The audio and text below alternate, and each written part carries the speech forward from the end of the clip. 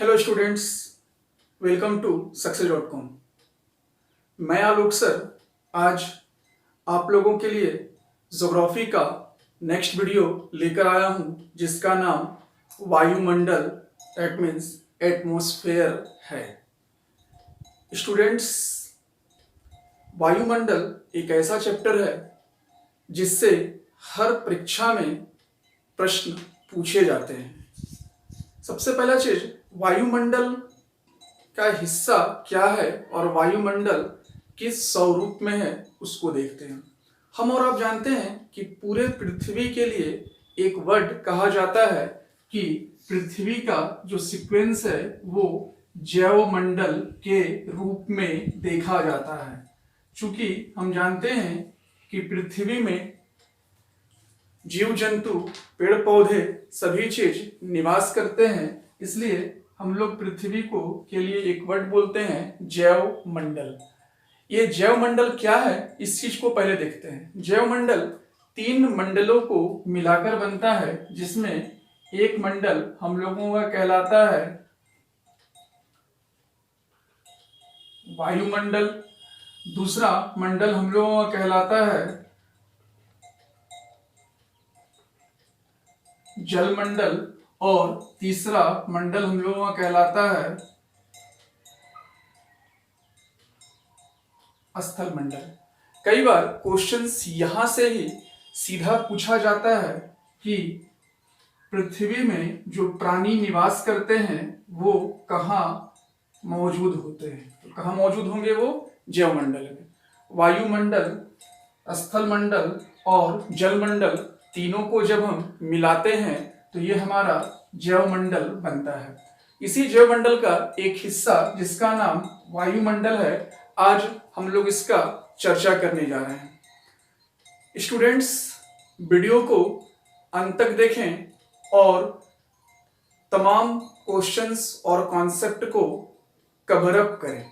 क्योंकि कई बार देखा जाता है क्या कि स्टूडेंट्स जो हैं वो बस वीडियो ऑन करते हैं और फिर पूरा वीडियो देख ही नहीं पाते, जिसके वजह से पूरा कॉन्सेप्ट उनका क्लियर नहीं हो पाता है। इसलिए पूरे कॉन्सेप्ट को क्लियर करने के लिए वीडियो को पूरा देखें और लगातार वीडियो को प्राप्त करने के लिए आप सब्सक्राइब बटन जरूर दबाएं और बेल आइकन को दबाएं, जिससे हर दिन का वीडियो नोटिफिकेशन आपको मिलता रहेगा। ठीक है, अब मैं चर्चा कर रहा हूं वायुमंडल।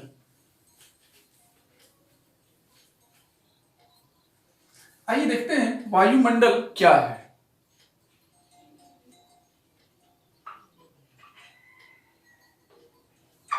वायुमंडल दैट मीन्स एटमॉस्फेयर। एटमॉस्फेयर अगर हम बात कर रहे हूं अर्थ के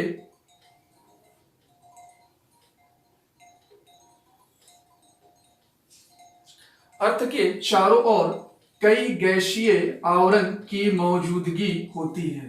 विभिन्न प्रकार के गैस जो है वो पृथ्वी के चारों ओर पाए जाते हैं। विभिन्न प्रकार के गैस पृथ्वी के चारों ओर पाए जाते हैं। ध्यान रखना स्टूडेंट्स कि अगर मैं पृथ्वी, चूंकि बोर्ड में ये सीधा चपटा हो रहा है, लेकिन अगर मैं पृथ्वी के ग्लोब की बात करूं तो ग्लोब के चारों ओर का कवर्ड एरिया जो है वो पूरी तरीके से गैसों के मिश्रण से बनता है, और वो गैसों का जो आवरण है, जो गैसों का कवर्ड होता है, उस कवर के लिए ही हम लोग उसे वायुमंडल कहते हैं। दैट मीन्स गैसों के आवरण को क्या कहा जाता है? वायुमंडल।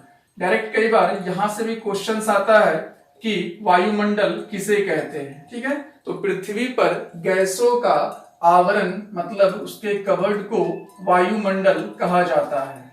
आवरण को वायुमंडल कहते हैं। ठीक है, गैसों के आवरण को वायुमंडल कहा जाता है, और ये पूरी तरीके से पृथ्वी पर इसलिए मौजूद है क्योंकि हम जानते हैं गैस तो हल्का होता है, ये तो उड़ता है, उड़ जाएगा, हल्का गैस है, ऊपर की ओर मूव कर जाएगा। लेकिन ध्यान रखना, पृथ्वी पर एक फोर्स काम करता है, गुरुत्वाकर्षण बल। इस गुरुत्वाकर्षण बल के कारण ही पृथ्वी के चारों ओर गैसों का आवरण पाया जाता है, जिसे हम वायुमंडल कहते हैं। पूरे पृथ्वी की बात की जाती है तो पृथ्वी पर एक चीज ध्यान रखना कि गैसों का जो आवरण है, गैसों में 99% तक का जो द्रव्यमान गैस होता है, दैट मीन्स 99% तक जो गैसेस पाए जाते हैं वो पृथ्वी की एक ऊंचाई 32 किलोमीटर तक के लिए जाना जाता है। 99% गैसों का जो द्रव्यमान है, मास जो इसका होता है वो 32 किलोमीटर की ऊंचाई तक पाया जाता है। ठीक है, 32 किलोमीटर की ऊंचाई तक गैसों का 99% द्रव्यमान पाया जाता है। जबकि एक और यहाँ पे कॉन्सेप्ट याद रखना कि 50% जो गैस का हिस्सा होता है वो 5.6 किलोमीटर तक होता है। गैसों का 50% जो हिस्सा होता है वो 50% तक जो हिस्सा होता है वो 5.6 किलोमीटर तक की ऊंचाई तक होता है। ये दोनों चीजें अलग अलग है, ध्यान रखना। मैं बात कर रहा हूं क्या कि 99% गैसों का द्रव्यमान, 99% गैसों का जो द्रव्यमान है वो 32 किलोमीटर की ऊंचाई तक पाया जाता है। और ऊंचाई में मैं गैसों की वायुमंडल की बात करूं तो 50% तक वायुमंडल जो है वो 5.6 किलोमीटर तक के रेंज में पाया जाता है। आइए देखते हैं इन गैसों में क्या होता है और वायुमंडल पर इसका क्या प्रभाव होता है। सबसे पहला चीज, हम वायुमंडल को, पृथ्वी के वायुमंडल को कांच के घर के रूप में देख सकते हैं, क्योंकि जिस प्रकार से हम जानते हैं कि कांच के घर के रूप में जब हम रेस को पार कर रहे होते हैं तो भाई वो इन आउट इनकमिंग होता है उसका, लेकिन वो आउट नहीं हो पाता है। ठीक उसी तरीके से वायुमंडल जो है उसको हम, पृथ्वी का वायुमंडल को कांच के घर के तरह हम लोग महसूस कर सकते हैं, क्योंकि सूर्य से जो किरणें आती है, जो सौर विकिरण, जो सन रेडिएशंस आती है लघु तरंगों के रूप में, वो पृथ्वी के अंदर आ तो जाती है लेकिन उसे पृथ्वी बाहर की ओर उसके दीर्घ तरंगों को नहीं जाने देता है। इसी के वजह से, ध्यान रखना मैं फिर से बोल रहा हूं, सूर्य के लघु तरंगे, जो विकिरण के रूप में लघु तरंगे पृथ्वी के वायुमंडल में प्रवेश करती है, उसके आने के बाद वो उसे बाहर जाने नहीं देता है और ये केवल दीर्घ तरंगों को बाहर जाने से रोकता है, जिसके कारण ही हम ये कहते हैं कि हमारे पृथ्वी का औसत तापमान बरकरार रहता है। पृथ्वी का औसत तापमान जो है वो 10 डिग्री सेल्सियस तक होता है। यदि ऐसा नहीं होता, बात को समझना, कि अगर पृथ्वी पर सूर्य विकिरण की लघु तरंगे आ रही है और उसको दीर्घ में जाने नहीं देता, अगर वायुमंडल उसको जाने नहीं देता है तो यहाँ औसत तापमान निर्धारित रहता है। लेकिन अगर यही कंडीशन नहीं लागू होता कि भाई आता और चला जाता तो चंद्रमा वाली स्थितियां होती, क्योंकि हम जानते हैं कि दिन का तापमान काफी गर्म होता है चंद्रमा का, जबकि रात का तापमान ठंडा हो जाता है। वही स्थितियां पृथ्वी पर भी बन जाती हैं। बहरहाल ऐसी स्थिति नहीं है पृथ्वी पर, क्योंकि वायुमंडल जो है वो सूर्य के विकिरण को लघु तरंगों के रूप में ले लेती है और उसके बाद उसके विपरीत दीर्घ तरंगों को वो भेजती नहीं है, डेट मीन्स बाहर जाने से रोकती है।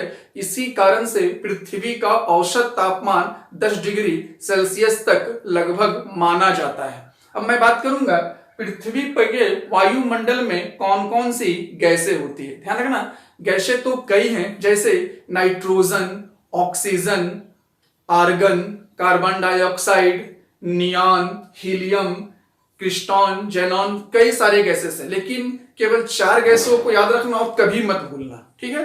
जिसमें पहला मैं बात करने जा रहा हूं जिस गैस का नाम है नाइट्रोजन, N2।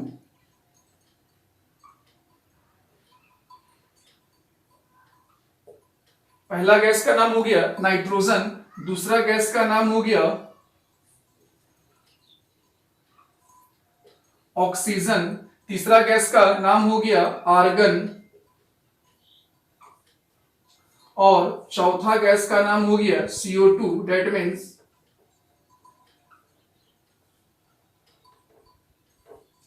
Carbon dioxide. ये 4 गैसेस, मैं बार बार रिपीट कर रहा हूं, गैसेस बहुत सारे हैं। मैंने आपसे कहा भी कि भाई इसके अलावे जो है नियॉन है, हीलियम है, क्रिप्टॉन है, जियोन है, हाइड्रोजन है, कई गैसेस मौजूद है, लेकिन मुख्य तौर पर ये 4 गैसों को याद रखेंगे परसेंटेज के साथ। क्योंकि ये चारों से क्वेश्चंस हमेशा आता है कि वायुमंडल में कौन सी गैस कितनी है। नाइट्रोजन की मैं प्रतिशत की बात करूं तो ये 78.8% है, लेकिन आप 78% भी याद रख सकते हो, ठीक है। 78.8% है, लेकिन आप 78% भी याद रख सकते हो। ऑक्सीजन की मैं बात करूं तो ये 20.95% है।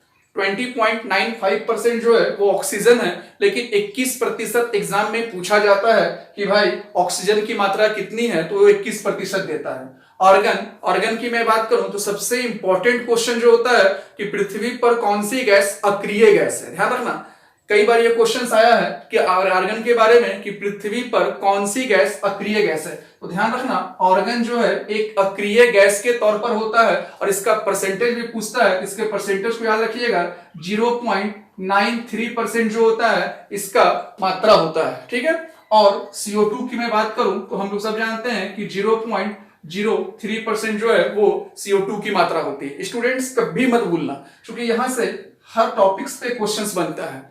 वायुमंडल में सर्वाधिक मात्रा में पाई जाने वाली गैस नाइट्रोजन कितना प्रतिशत, 78.8। ऑक्सीजन 20.95 या 21%। कौन सी गैस वायुमंडल में अक्रिय गैस है, आर्गन कितना मात्रा, 0.93। और CO2 कार्बन डाइऑक्साइड 0.03%। आइए चर्चा करते हैं इन तमाम गैसेस की खासियत के बारे में। आखिर वायुमंडल में ये महत्वपूर्ण गैस के तौर पर हैं, तो इनके क्या क्या खासियत है। सबसे पहले मैं बात करूंगा नाइट्रोजन का। सबसे पहला टॉपिक नाइट्रोजन। ध्यान रखिएगा, जिस प्रकार से वायुमंडल में हम लोग ह्यूमंस बॉडी के लिए एक वर्ड बोलते हैं ऑक्सीजन की अनिवार्यता है, ठीक उसी तरीके से पेड़ पौधों के लिए नाइट्रोजन आवश्यक होता है, क्योंकि ये नाइट्रोजन को पेड़ पौधे नाइट्रेट के रूप में ग्रहण करते हैं। ठीक, फिर से याद रखना, नाइट्रोजन को पेड़ पौधे नाइट्रेट के रूप में ग्रहण करते हैं। दूसरा मैं बात करूंगा ऑक्सीजन। श्वसन प्रणाली में हम लोगों के लिए सांस लेने के लिए ऑक्सीजन की महत्व काफी अधिक होती है, और इसके अलावा अग्नि प्रज्वलन, आग जलाने के लिए भी ऑक्सीजन के सहायक होता है। इसके अलावा ऑर्गन की बात की जाती है, और फिर CO2 कार्बन डाइऑक्साइड की। तो कार्बन डाइऑक्साइड के बारे में जानते हैं हम लोग कि ये धरती के ताप को गर्म रखता है, धरती के ताप को गर्म रखता है, और बैलेंस बनाकर टेम्परेचर को रखने का काम जो है वो CO2 का होता है। साथ ही साथ हम लोग जब श्वसन प्रणाली करते हैं तो उस समय भी हम लोग CO2 को छोड़ते हैं। इन चीजों के अलावा पृथ्वी पर कुछ चीजें और भी हैं, जिसमें एक वर्ड हम लोग बोलते हैं जलवाष्प, वाटर वेपर। एक वर्ड हम लोगों क्या हो गया, जलवाष्प, वाटर वेपर। जलवाष्प एक ऐसा वर्ड जो वायुमंडल में 0 से 4% तक, मतलब 1% से कम और 4% तक पाए जाते हैं। कई बार ये क्वेश्चन एग्जामिनेशन हॉल में आ चुका है कि पृथ्वी पर वायुमंडल में जलवाष्प की मात्रा कितनी होती है। याद रखिएगा, 0 से 4% जो है पृथ्वी पर के वायुमंडल में जलवाष्प की मात्रा होती है। कितनी होती है, 0 से 4% तक वायुमंडल में जलवाष्प की मात्रा होती है। तो ये 0 से 4% मतलब क्या, क्वेश्चन ये उठेगा ना, कहां पे सर 1% से कम होगा और कहां पर 4% तक ये जाएगा। बहुत आसानी से याद रखिएगा, 0% जो है वो शुष्क क्षेत्रों में होगा। शुष्क क्षेत्र दैट मीन्स ध्रुवों की ओर मैं बात कर लूं, मरुस्थलीय क्षेत्रों में बात कर लूं, तो यहां पे 0% तक जो है वो ड्राई एरिया में, मतलब शुष्क क्षेत्रों में पाए जाते हैं। 1% से कम जो होगा वो कहां होगा, शुष्क क्षेत्र में पाए जाते हैं, ड्राई एरिया में पाए जाते हैं। जबकि 4% तक का जो क्षेत्र होता है ये उष्णकटिबंधीय क्षेत्र और आर्द्र क्षेत्रों में पाए जाते हैं। 4% तक जो क्षेत्र होगा वो हो गया उष्णकटिबंधीय क्षेत्र, उष्णकटिबंधीय क्षेत्र और आर्द्र क्षेत्र में ह्यूमिडिटी वाली एरिया में पाई जाती है। ठीक है, शुष्क क्षेत्रों में 0% तक पाए जाते हैं, जिसमें रेगिस्तान हो जाता है, ध्रुव हो जाएगा, ये तमाम चीजें हो गई। और उष्ण और आर्द्र क्षेत्रों में जो है वो 4% तक पाई जाती है। स्टूडेंट्स, यहां से 100% एक क्वेश्चन रहता ही रहता है कि पृथ्वी पर जलवाष्प की मात्रा कितनी, कभी मत भूलना। ठीक है, अब मैं बात करने जा रहा हूं इसके अलावे और भी कुछ चीजें मौजूद हैं। जैसे एक वर्ड हम लोग बोलते हैं कि पृथ्वी पर एक वर्ड होता है जिसको हम लोग डस्ट के नाम से जानते हैं, डेट मीन्स धूलकन। धूलकन, यहां से भी क्वेश्चंस एग्जामिनेशन हॉल में रहता है धूलकन से। धूलकन क्या है? देखो सिंपल सा फंडा है। धूलकन एक ऐसा वर्ड है, हम लोग महसूस करते होंगे कई बार कि जब गर्मी के दिनों में वेंटिलेशन वगैरह से हम लोग देखते हैं तो हम लोगों को हवा के साथ डस्ट का एक रेंज दिखाई पड़ता है, छोटे छोटे कणों के तौर पर। यह वायुमंडल में मौजूद होता है और इसका मुख्य काम जो होता है वो सूर्य से जो विकिरण, सूर्य का जो रेडिएशन, जो रेज होता है उसको ये सोखता है। ठीक है, धूलकन क्या करता है? सूर्य के से आने वाले विकिरण को सोखता है। मैं फिर से रिपीट कर रहा हूं, धूलकन क्या करता है? सूर्य से आने वाले विकिरण को सोखता है। साथ ही साथ ये दो और काम करता है। पहला काम परावर्तन का काम और दूसरा प्रकीर्णन का काम। प्रकीर्णन दैट मीन्स स्कैटरिंग। कई बार यहां से भी क्वेश्चंस एग्जामिनेशन हॉल में रहता है। प्रकीर्णन का काम कौन करता है? धूलकन। किस रूप में? जब सूर्य के विकिरण आते हैं तो ये धूलकन सोखता है और प्रकीर्णन का काम करता है। प्रकीर्णन दैट मीन्स इंग्लिश में इसके लिए एक वर्ड हम लोग बोलते हैं स्कैटरिंग का काम करता है। प्रकीर्णन का काम, स्कैटरिंग का काम करता है। और इस प्रकीर्णन के काम में बहुत ही इंपॉर्टेंट क्वेश्चन है कि भाई आकाश का रंग नीला क्यों दिखाई पड़ता है। बहुत बार ये क्वेश्चंस एग्जामिनेशन हॉल में आ चुका है कि आकाश का रंग नीला क्यों दिखाई पड़ता है। ध्यान रखना, इसी स्कैटरिंग के कारण आकाश का रंग नीला दिखाई पड़ता है। ठीक है, मैं नेक्स्ट वीडियो में इंसुलेशन चैप्टर जब लूंगा उसमें बजट, तो वहां पे इसको ड्रॉ के साथ समझाऊंगा कि किस प्रकार से विकिरण आ रहा है और फिर विकिरण जाता है और स्कैटरिंग का प्रभाव किस रूप में होता है। स्कैटरिंग में नाइट्रोजन और ऑक्सीजन की भूमिकाएं अधिकतम होती है। बहरहाल धूलकन जो है वो क्या कर रहा है? प्रकीर्णन का काम कर रहा है और इस प्रकीर्णन के कारण घटना क्या हो रही है? आकाश का रंग नीला दिखाई पड़ता है। कभी मत भूलना स्टूडेंट्स, गारंटेड क्वेश्चन है ये। जलवाष्प की मैं बात करूं, धूलकन की मैं बात करूं, गैसेस की मैं बात करूं। ठीक है, इसके अलावा अब मैं बात करने जा रहा हूं कि भाई वायुमंडल का स्टेप क्या है, किस किस रूप में वायुमंडल का कंडीशंस अप्लाइड है। देखिए हम लोग बात करते हैं स्ट्रक्चर ऑफ एटमॉस्फेयर।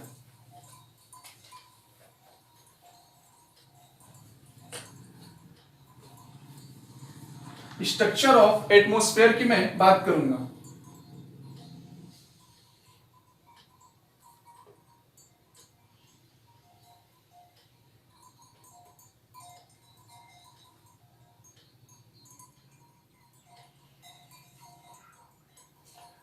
ध्यान रखना, यहां पे ये नॉर्थ पोल हो गया और ये साउथ पोल हो गया।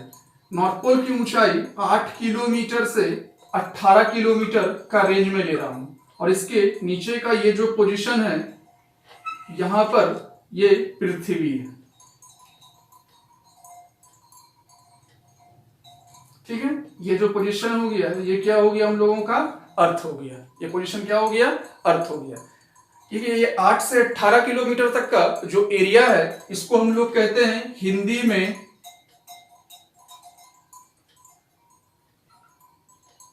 क्षोभ मंडल। लेकिन स्टूडेंट्स अभी एग्जामिनेशन हॉल में देखा जा रहा है कि अब हिंदी में क्षोभ मंडल ना देकर इसका इंग्लिश वर्ड को ही हिंदी में लिख दिया जाता है, जिसे हम लोग कहते हैं ट्रोपोस्फेयर। कभी मत भूलना, ट्रोपोस्फेयर। इसी ट्रोपोस्फेयर को हिंदी में लिख देता है क्षोभ मंडल को, इसलिए यहाँ पे इंग्लिश और हिंदी दोनों नाम को याद रखने की आवश्यकता है।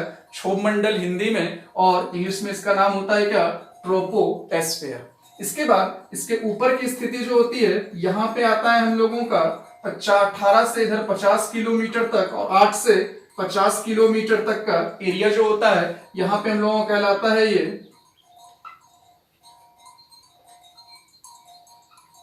समताप मंडल। फिर यहां पे वही कॉन्सेप्ट याद रखिएगा, इसको इंग्लिश में बोलते हैं स्ट्रेटोस्फेयर। क्या कहते हैं? स्ट्रेटोस्फेयर, क्योंकि ये भी एग्जामिनेशन हॉल में लगातार पूछा जाता है।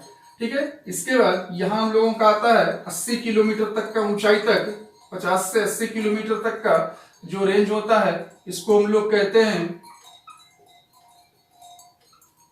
मध्यमंडल, लेकिन इसको भी इंग्लिश में याद रखना है आपको, मेसो एस्फेयर। क्या कहते हैं? Meso a sphere. इसके बाद जो है यहां पर 80 किलोमीटर से जब हम ऊपर उठते हैं तो 640 किलोमीटर तक का एरिया आता है, और इसको हम लोग तापमंडल, और इसमें एक और नाम ion Mandal, that means thermosphere या फिर आइनो एस्फेयर कहते हैं। स्टूडेंट्स याद रखिएगा, ठीक है। इसके ऊपर जो हो गया वो वायुमंडल या बृहजात मंडल भी कहा जाता है। कई पुस्तकों में ब्राहिजात भी लिखता है इसके लिए, ब्राहिजात मंडल, ठीक है। इंग्लिश में इसके लिए हम लोग बोलते हैं एक्सो एस्फेयर। मैं ड्राइंग इसलिए कर दिया हूं क्योंकि ड्राइंग से आपका पूरा कॉन्सेप्ट बिना रटे, बिना याद किए आपके दिमाग में सेट हो जाएगा कि भाई कौन कौन सा एरिया है। सबसे पहले मैं बात क्या किया, सबसे नीचे जो है वो क्षोभ मंडल, दैट मीन्स इंग्लिश में ट्रोपोस्फेयर। दूसरा 80-50 किलोमीटर तक का एरिया है समताप मंडल, स्ट्रेटोस्फेयर। तीसरा जो है मध्यमंडल, मेसोस्फेयर। चौथा जो हो गया 640 किलोमीटर तक जाता है 80 से, आयन मंडल या फिर तापमंडल कहते हैं, और उसके ऊपर जो हो गया वो वायुमंडल। आइए इन तमाम सीक्वेंस को हम लोग 1 बाय 1 देखते हैं। सबसे पहले मैं बात करूंगा क्षोभ मंडल का। ध्यान रखिएगा, क्षोभ मंडल एक ऐसा मंडल है जिसमें गैसों का आवरण होता है। सर्वाधिक गैसें यहीं पर पाई जाती है। यही वजह होता है कि जलवायु परिवर्तन और मौसमी परिवर्तन यहीं होता है। जलवायु परिवर्तन और मौसम परिवर्तन यही होता है। कहने का अर्थ ये हो गया कि भाई यहीं पे बादल का होता है, बादल से यहाँ पे वर्षा होता है, और हर वर्षा केवल अलग अलग किस्म के भी हो सकते हैं, जैसे संवहनीय वर्षा हो जाता है, साइक्लोन वर्षा हो जाता है। ये तमाम वर्षा जो है वो क्षोभ मंडल मतलब ट्रोपोस्फेयर में ही पाया जाता है। इसी क्षेत्र में इसके पीछे का वजह क्या है कि पहाड़ पर्वत वगैरह सब पृथ्वी पर ही मौजूद हैं। कई बार यहां से एक क्वेश्चन और आ जाता है कि चक्रवात जो है वो किस मंडल में उठता है। चक्रवात किस मंडल में उठेगा? क्षोभ मंडल में उठता है। इसके अलावा यहां पे ध्यान रखना है कि जैसे जैसे यहां से ऊंचाई बढ़ता है, कई बार ये क्वेश्चन एग्जाम में आता है, क्षोभ मंडल में से जैसे जैसे हमारी ऊंचाई बढ़ेगी वैसे वैसे तापमान जो है वो कमता चला जाता है। तापमान याद रखना, क्षोभ मंडल में ऊंचाई बढ़ने के साथ तापमान में कमी आती है। याद रखना, तो तापमान में कमी आती है कब? ऊंचाई बढ़ने के साथ। इसमें जो कमी आती है वो याद रखिएगा, प्रत्येक 165 मीटर की हाइट पर अगर हम जाते हैं, 165 मीटर की ऊंचाई को हम तय करते हैं, तो उस केस में 1 डिग्री सेल्सियस जो है वो तापमान कम हो जाता है। ठीक है, 165 मीटर की ऊंचाई पर 1 डिग्री सेल्सियस तापमान जो है वो कम हो जाता है। इसके अलावा एक और मोड में इसे देखा जाता है कि प्रत्येक जो है वो 6.5 डिग्री सेल्सियस भी 1 किलोमीटर के रेंज में कम हो जाता है। 1 किलोमीटर में, इसको एक और भाषा में बोल सकते हैं कि 6.5 डिग्री सेल्सियस। दोनों में से किसी लैंग्वेज का इस्तेमाल एग्जामिनेशन हो करता है। याद रखिएगा, या तो 165 मीटर की बात कर रहे हो हम, या फिर 1 किलोमीटर की बात कर रहे हैं। 165 मीटर की मैं बात करूंगा तो भी 1 डिग्री सेल्सियस ही कमता है, और किलोमीटर में मैं 1 किलोमीटर की बात करूंगा तो 6.5 डिग्री सेल्सियस कमता है। दोनों लैंग्वेजेस में एग्जामिनेशन में पूछा जाता है, याद रखना। ठीक है, प्रत्येक 165 मीटर पर 1 डिग्री सेल्सियस तापमान कम हो जाता है, या प्रत्येक 1 किलोमीटर पर 6.5 डिग्री सेल्सियस तापमान जो है वो कम हो जाता है। इस तरह के चीजों को एक नाम दिया गया है जिसे हम लोग कहते हैं पूरी तरीके से कि ये लैप्स रेट होता है। दैट मीन्स तापमान के लिए ताप ह्रास दर, इसको हम लोग क्या कहते हैं? ताप ह्रास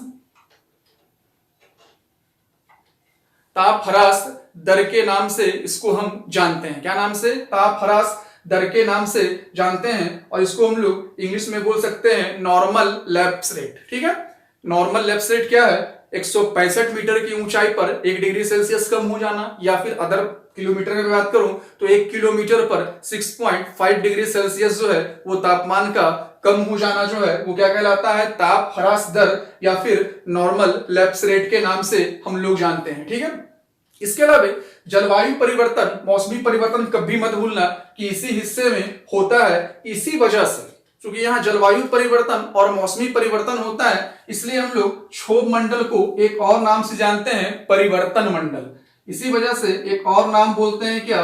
परिवर्तन मंडल। कई बार ये क्वेश्चन पूछता है कि वायुमंडल के किस परत को परिवर्तन परत भी कहा जाता है। एकदम नहीं याद करना है, क्योंकि परिवर्तन कहां हो रहा है? क्षोभ मंडल में क्या परिवर्तित हो रहा है? जलवायु या मौसम का परिवर्तन हो रहा है, इसलिए इसको हम लोग परिवर्तन मंडल के नाम से भी जानते हैं। ठीक है, अब मैं बात करने जा रहा हूं इसके ऊपर। जैसे 8 किलोमीटर और 18 किलोमीटर की मैं बात कर रहा था, देखो यहाँ पे एक लाइन हम लोगों को दिखाई पड़ रहा है।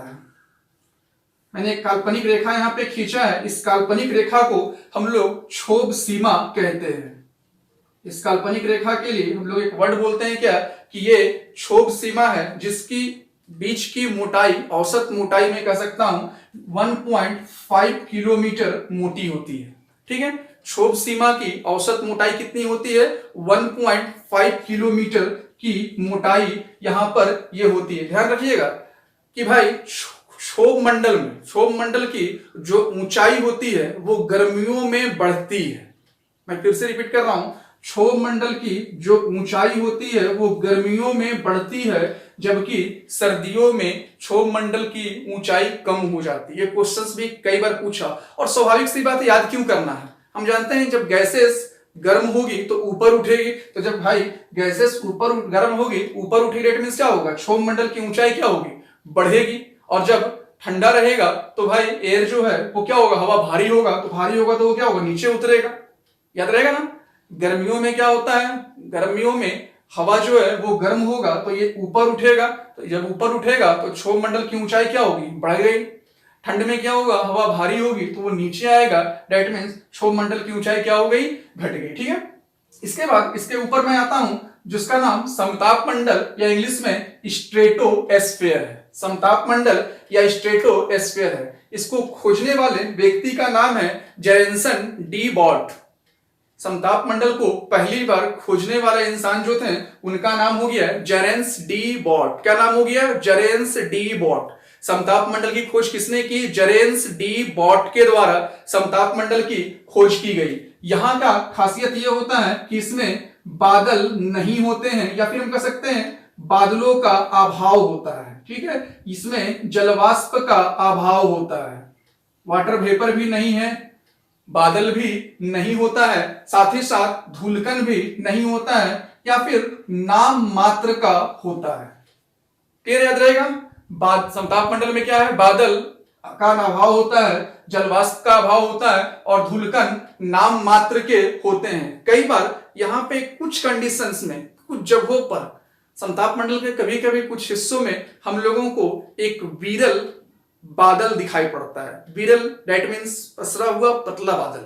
इस पतले बादल को दिखाई पड़ने के कारण है इसको हम लोग मदर ऑफ पर्ल्स, उस तरह के जो बादल होते हैं उसको हम लोग मदर ऑफ पर्ल्स के नाम से जानते हैं। ध्यान रखिएगा, समताप मंडल में बादल नहीं है, जलवाष्प नहीं है, धूलकण नहीं है, लेकिन कई बार कभी कभी ऐसी स्थितियां होती है कि एक विरल परत के तौर पर समताप मंडल में बादल देखे जाते हैं, लेकिन विरल।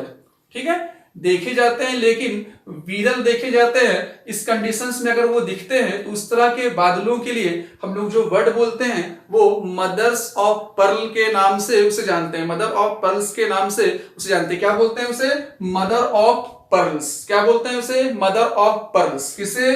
समताप मंडल में इत्तिफाकन यदि कुछ मेघ बादल दिखते हैं विरल किस्म के तो उसे हम लोग मदर ऑफ पर्ल्स के नाम से जानते हैं। ठीक है, क्योंकि यहाँ पे बादल धूलकण जैसे चीजों का अभाव होता है, इसलिए यहाँ पर वायुयान इट मींस हवाई जहाज के को उड़ाने के लिए समताप मंडल प्रयुक्त माना जाता है। बहुत बार ये क्वेश्चन एग्जाम में आ चुका है, याद रखिएगा कि वायुयान को उड़ाने के लिए कौन सा मंडल बेस्ट है। कौन सा मंडल हो गया? समताप मंडल हो गया, जो वायुयान को उड़ाने के लिए बेस्ट माना जाता है। साथ ही साथ इसी मंडल में 20 से 35 किलोमीटर तक के रेंज में, किसी किसी पुस्तक में 15 से 35 किलोमीटर भी देता है, लेकिन 20 से 35 किलोमीटर के रेंज में यहां पर एक परत पाई जाती है, जिस परत को हम लोग ओजोन परत कहते हैं। क्या कहते हैं? ओजोन परत कहते हैं।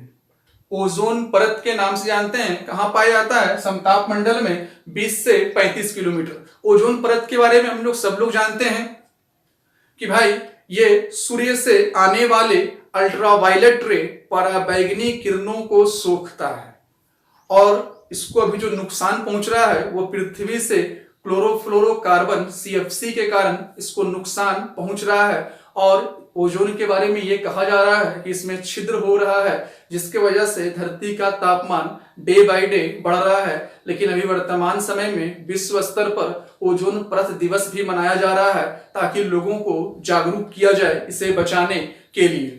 ये इस कदर तक, इस हद तक ओजोन परत जो है वो पराबैंगनी किरणों को सोखता है कि इसकी जो दुर्गंध होती है वो सड़ी हुई मछली की तरह होती है। ये भी एग्जाम में पूछा गया है कि ओजोन परत की महक जो होती है वो किस रूप में होती है, कैसी होती है। ठीक है, याद रखिएगा ओजोन परत की जो महक होती है वो पूरी तरीके से किस रूप में आ रही है? सड़ी हुई मछली के तौर पर समताप मंडल में पाया जाता है। 20 से 35 किलोमीटर के रेंज में ये होता है। ठीक है, और ये पराबैंगनी किरणों को धरती पर आने से रोकता है।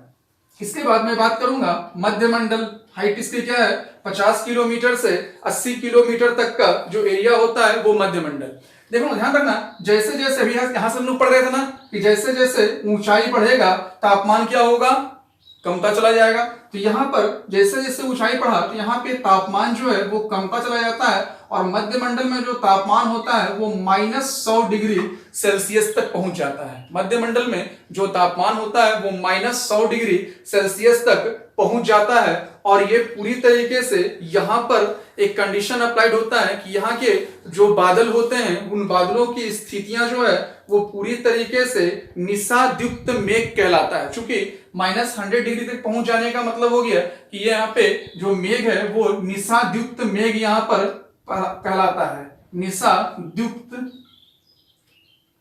मेघ के नाम से यहाँ पे जो बादल हैं वो पाए जाते हैं। इसके अलावा ध्यान रखिएगा ब्रह्मांड में हम जानते हैं उल्का पिंड, हम लोग नाम सुने हैं उल्का पिंड, जो रात में टूटते हुए तारे के समान दिखता है, हालांकि वो तारा नहीं होता है। ब्रह्मांड चैप्टर में जब वीडियो बनाऊंगा तो भाई वहां मैं क्लियर कर दूंगा आप लोगों को, वो तारा नहीं होता, क्योंकि तारा कभी टूट के गिर ही नहीं सकता है। वो एक लोहा और निकेल का तत्व होता है उल्का पिंड, जो पृथ्वी की ओर बढ़ता है और पृथ्वी के इसी हिस्से में, याद रखिएगा मध्य मंडल में, वायुमंडल के इसी हिस्से में मध्य मंडल में वो प्रवेश करता है और घर्षण के कारण वो जलता है, और हम लोगों को ऐसा प्रतीत हो रहा होता है कि वो टूटता हुआ तारा। ध्यान रखना वो तारा नहीं है। कहां पे होता है ये इफेक्ट? उल्का पिंड की इफेक्ट कहां पे होती है? वो मध्य मंडल में होता है। उल्का पिंड का इफेक्ट कहां होता है? मध्य मंडल में होता है। उल्का पिंड का इफेक्ट कहां होता है? मध्य मंडल में होता है। और तापमान जो है ऊंचाई बढ़ने के कारण कम होता है, और यहाँ तापमान -100 डिग्री सेल्सियस तक हो जाता है। साथ ही साथ जब तापमान कम हो रहा है तो ऑटोमेटिकली वायु दाब भी कमेगा। इस मंडल में जो है वो पूरी तरीके से वायु दाब की कमी होती है, कोई दिक्कत नहीं। इसके बाद मैं बात करूंगा तापमंडल, दैट मीन्स थर्मोस्फेयर। इस थर्मोस्फेयर को हम लोग आइनोस्फेयर के नाम से भी जानते हैं। ध्यान रखिएगा जैसे जैसे यहाँ इसके ऊपर मतलब 80 से 640 किलोमीटर तक का जो रेंज होता है उस रेंज में हम लोगों का तापमंडल या फिर आयन मंडल पाया जाता है, और यहाँ तापमान सर्वाधिक बढ़ जाता है। याद रखिएगा यहाँ तापमान सर्वाधिक बढ़ जाता है। यहाँ का तापमान 1000 डिग्री सेल्सियस तक होता है। 1000 डिग्री सेल्सियस तक होता है। केल्विन में कई बार पूछता है तो याद रखिएगा 1700 डिग्री केल्विन, या तो 1000 डिग्री सेल्सियस हम बोल सकते हैं, या फिर हम लोग बोल सकते हैं क्या 1700 केल्विन तक इसका तापमान पहुंच जाता है। इसी तापमंडल बनने के पीछे वजह क्या है कि अत्यधिक तापमान में वृद्धि होने के कारण ये स्थितियां बनती है और इसके निचले भाग में आयन मंडल जो हम लोगों का है, तापमंडल का निचला भाग में जो आयन मंडल है, यहां पर कुछ घटनाएं होती है जिसे हम लोग विचुंबकीय और विद्युतीय घटनाएं कहते हैं। ठीक है, आयन मंडल में कौन कौन सी घटनाएं हो रही है? विद्युतीय घटनाएं, विद्युत घटना और चुंबकीय घटना। ठीक है, विद्युत घटना और चुंबकीय घटना जो है वो कहां हो रही है?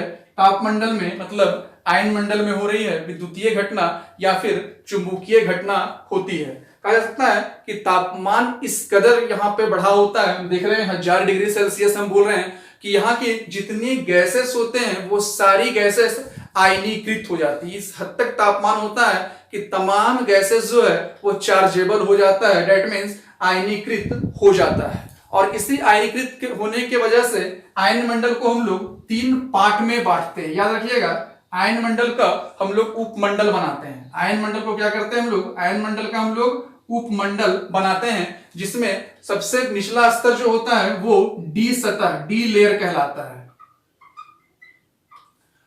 कोशिश कर रहा हूं कि पूरी गहराई तक पढ़ा दिया जाए ताकि कोई भी एग्जाम आप दे रहे हो तो आपका क्वेश्चंस ना छूटे। आयन मंडल को 3 लेयर में बांटा गया है। ठीक है, जिसमें सबसे निचला लेयर जो हो गया वो डी लेयर हो गया, और डी लेयर के ऊपर जो है वो कहलाता है ई लेयर, और उसके ऊपर एफ लेयर। याद रहेगा, आयन मंडल को कितने लेयर में बांटा गया है? 3 लेयर में। डी लेयर, ई लेयर और एफ लेयर के तौर पर बांटा गया है। डी लेयर जो है वो सबसे निचला भाग है, और डी के ऊपर जो हमको ई लेयर दिखाई पड़ रहा है, उस ई लेयर में रेडियो माध्यम तरंगे परिवर्तित होती है। हम लोग जब बात करते हैं ना कि पृथ्वी से कोई भी तरंग छोड़ी गई है, हम लोग बात करते हैं क्या कि पृथ्वी से कोई भी तरंग छोड़ी गई है, तो ध्यान रखना, पृथ्वी से अगर कोई भी तरंग छोड़ी जाती है तो वो आयन मंडल से ही परिवर्तित होती है। पृथ्वी से कोई भी तरंग, बेसिकली रेडियो तरंग छोड़ी जाती है तो वो आयन मंडल से ही परिवर्तित होती है। और आयन मंडल में को 3 लेयर में बांटा गया है, डी, ई, एफ। ई जो है उस ई में लघु रेडियो तरंगों को देखा जाता है, और उसके बाद एफ बी भी लघु रेडियो तरंगों को देखा जाता है। याद रखिएगा कि भाई रेडियो तरंगों के तौर पर इन चीजों को हम लोग देखते हैं। रेडियो के माध्यम तरंगे जो हो गई वो ई में हो गया, और लघु रेडियो तरंगे कहां हो गई? एफ में हो गई। दोनों इंपॉर्टेंट हो जाता है, याद रखना। ठीक है, आयन मंडल का 3 layer, D layer, E layer, F layer. D layer में कुछ नहीं बात कर रहे हैं हम, लेकिन जैसे इसके ऊपर उठे ई लेयर, तो ई लेयर में रेडियो माध्यम तरंगे परिवर्तित होती है, और एफ लेयर में लघु रेडियो तरंगे परिवर्तित होती है। इसके ऊपर जब मैं पहुंचता हूं तो 640 के ऊपर जब मैं आ रहा हूं तो यहां पे मैं एक वर्ड कहता हूं कि ये बरहीजात या बाह्यमंडल है, मतलब एक्सोस्फीयर के नाम से इसे हम लोग जानते हैं। ध्यान रखिएगा, इसमें कई हल्की गैसें पाई जाती है। कहां पे? बाह्यमंडल में। बाह्यमंडल बोल सकते हैं, बरहीजात मंडल बोल सकते हैं, या इंग्लिश में एक्सोस्फीयर बोल सकते हैं। यहाँ पे कई हल्की गैसेस पाई जाती है, जैसे हाइड्रोजन और हीलियम। हाइड्रोजन और हीलियम जैसी गैसेस जो है वो पाई जाती है कहां? वायुमंडल में पाई जाती है। याद रखिएगा, कौन सी गैसेस? हल्की गैस। कौन सी गैस? हल्की गैस। ध्यान रखना, अगर आपसे पूछेगा हल्की गैस किस मंडल में, तो वायुमंडल में। भारी गैस किस मंडल में, तो क्षोभ मंडल में। याद रहेगा ना, हल्की गैस किस मंडल में, तो वायुमंडल में। भारी गैस किस मंडल में, तो क्षोभ मंडल में पाई जाती है। यहां पे पूरी तरीके से उपग्रह, जो सैटेलाइट हम लोग छोड़ते हैं, बहुत इंपॉर्टेंट पॉइंट है ये, हम लोग जो सैटेलाइट छोड़ते हैं, उपग्रह जो हम लोग छोड़ते हैं पृथ्वी से, ये उपग्रह जो है वो वायुमंडल में ही रह जाता है। ठीक है, उपग्रह जो छोड़ी जाती है वो कहां छोड़ा जाता है? वायुमंडल में छोड़ा जाता है। उपग्रह जो है वो 2 तरीके के छोड़े जाते हैं, एक भू-स्थैतिक क्षैतिज। ठीक है, एक उपग्रह हम लोग कहलाता है हम लोगों का भू-स्थैतिक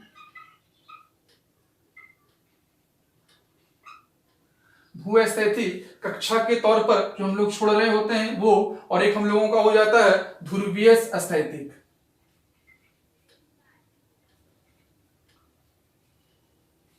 ठीक है, उपग्रह जो छोड़ते हैं हम लोग 2 तरह का छोड़ते हैं, एक भू-स्थैतिक कक्षा वाली और एक ध्रुवीय स्थैतिक कक्षा वाली।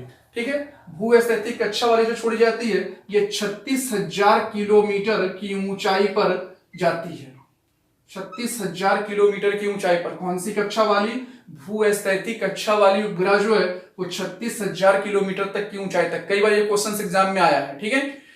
भूस्थैतिक कक्षा वाली कौन सी हो गई, कितनी ऊंचाई पर आ गई? 36,000 ऊंचाई पर। जबकि अगर ध्रुव स्थिति की बात की जाती है तो ये 700 से 1100 किलोमीटर तक के ऊंचाई तक ये जाती है। 700 से 1100 किलोमीटर तक की ऊंचाई तक उपग्रह कहां जा रही है? वायुमंडल में। हाँ, इन द केस अगर ये पूछा जाता है कि उपग्रह कहां छोड़ा गया और वायुमंडल ऑप्शन ना हो तो हम आयनमंडल ले सकते हैं, ठीक है। अगर इन द केस पूछा जाए उपग्रह कहां छोड़ा जा रहा है तो भाई और उसमें वायुमंडल ऑप्शन ना हो तो फिर हम आयनमंडल को ले सकते हैं। लेकिन याद रखिएगा वायुमंडल में छोड़ा जाता है और ये दो तरह के कक्षा वाला हो गया। भूस्थैतिक कक्षा से जो छोड़ी जाती है वो 36,000 किलोमीटर की ऊंचाई तक जाती है और भूस्थैतिक ध्रुव स्थैतिक कक्षा छोड़ी जाती है वो 700 से 1100 किलोमीटर की ऊंचाई तक छोड़ी जाती है। स्टूडेंट्स, उम्मीद कर रहा हूं कि आप लोगों को वीडियो अच्छा लगा हो और कृपया इसे अधिक से अधिक लाइक और सब्सक्राइब करें और अधिक से अधिक स्टूडेंट्स को शेयर करें अगर आप लोगों को वीडियो पसंद आया हो। मैं लगातार हर दिन आप लोगों को इसी तरीके से ज्योग्राफी का 1 by 1 टॉपिक्स को लेकर आता रहूंगा और वीक में 2 डेज 5 डेज मैं ज्योग्राफी को लेकर आऊंगा और वीक में 2 डेज झारखंड में जो बच्चे जेएसएससी जैसे एग्जामिनेशन हॉल के लिए तैयार होते हैं या फिर जेपीएससी जैसे एग्जाम को देने के लिए रेडी होते हैं उन लोगों के लिए मैं झारखंड के स्पेशल क्लासेस को सप्ताह में 2 दिन आप लोगों को दूंगा। 5 दिन मैं आप लोगों को पढ़ाऊंगा ज्योग्राफी का टॉपिक। जैसे ज्योग्राफी मैं खत्म करूंगा तो फिर इसके बाद संविधान में पहुंच जाऊंगा, ठीक है। 5 दिन ज्योग्राफी का क्लास चलेगा और 2 दिन जो है झारखंड स्पेशल क्लासेस जेएसएससी और जेपीएससी के बच्चों के लिए दिया जाएगा। चैनल्स को अधिक से अधिक सब्सक्राइब करें, लाइक का बटन जरूर दबाएं और वीडियो कैसा लग रहा है कमेंट बॉक्स पर कमेंट करके बताएं। धन्यवाद स्टूडेंट्स, जय हिंद, जय भारत।